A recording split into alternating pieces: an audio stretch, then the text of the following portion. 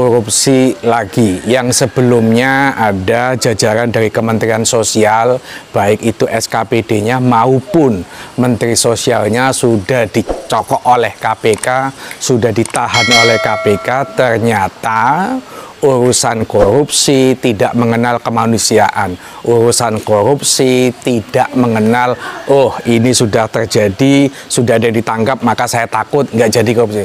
Tetap sama. Yang mestinya yang namanya bantuan sosial itu orang akan iba, bantuan sosial itu tidak mungkin tega untuk disunat, untuk dicolong, tapi nyatanya kasus Kementerian Sosial Juliari Batubara yang sudah ditangkap oleh KPK tetap tidak menjadikan ada efek jera bagi pejabat di Indonesia.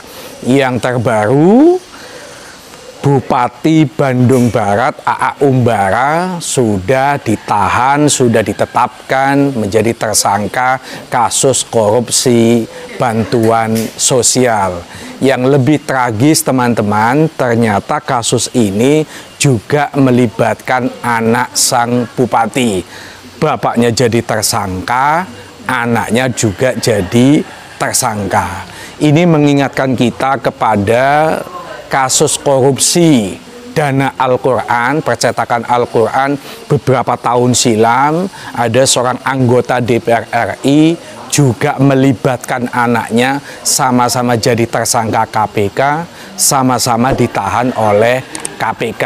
Nah, dalam kasus bansos ini menurut saya ada dua catatan besar, ini catatan khusus. Yang pertama, ternyata kayaknya sekarang ini era korupsi yang melibatkan keluarga.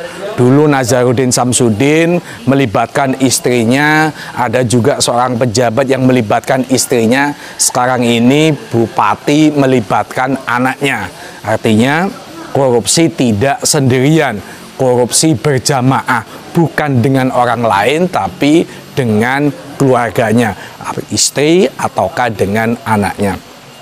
Itu catatan pertama.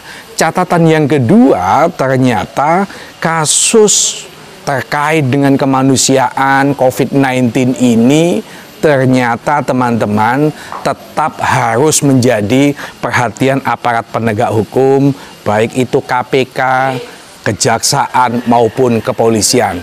Fakta kasus Bandung Barat ini menjadi pengingat bagi kita, jangan-jangan COVID-19 ini, dana-dana COVID-19 ini juga ada kasus yang lain, entah di Jawa Timur, entah di Jawa Tengah, entah di Sumatera, entah di Kalimantan.